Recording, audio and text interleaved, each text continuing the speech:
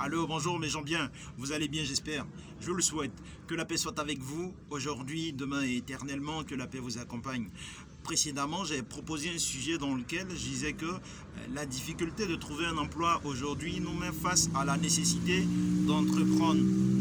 Aujourd'hui, je propose un sujet un peu en corrélation avec ce dernier. Je l'ai intitulé comme suit, que faire pour cesser de travailler à un âge relativement jeune. Autrement dit, quelle est la meilleure option pour avoir la décision de la retraite? Parce que qu'il s'agisse d'une fonction officielle ou d'une profession libérale, il s'agit de travail de toute façon. Et ce qu'il faut noter par rapport à cette réalité-là, c'est que le travail, on le fait par nécessité. Si on en avait les moyens, on s'en passerait.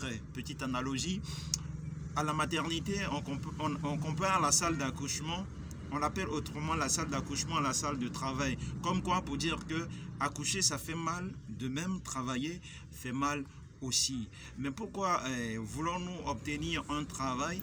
Parce que ça répond à la nécessité d'avoir des revenus pour pouvoir couvrir ses frais continuels, ses frais mensuels. On dort dans des maisons dont il faut payer la facture, le loyer.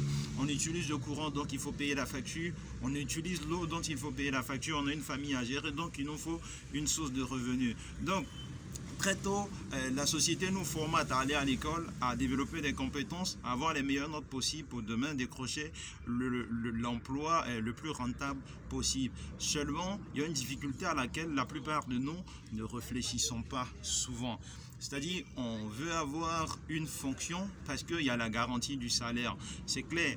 Et c'est un avantage. Mais je pense un avantage seulement à court terme. À court terme. Pourquoi quand on commence à travailler, on n'est pas marié, après on le sera, on n'a pas d'enfant, après on en aura une fois on est fonctionnaire, on est sollicité un peu de partout.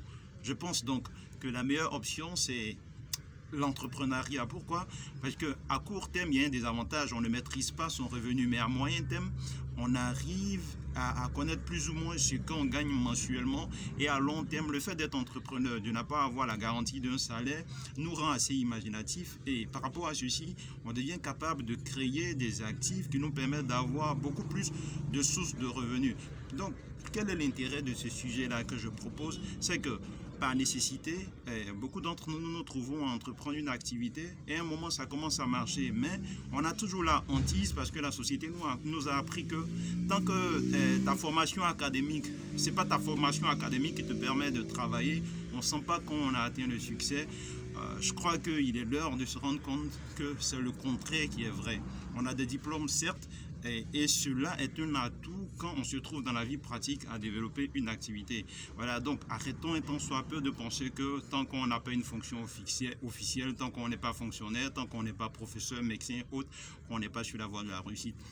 La voie de la réussite, voilà, c'est cette activité-là que tu as produit et qui te permet d'avoir tes revenus et qui te permettrait à un âge assez jeune aussi d'arrêter de travailler si le besoin te venait. Voilà le sujet que je voulais partager avec vous. Pour ceux qui ont trouvé un intérêt, vous pouvez me faire vos remarques. Pour ceux qui veulent discuter aussi de certains points, je suis open. Allez, prenez soin de vous, passez une excellente semaine mes gens bien.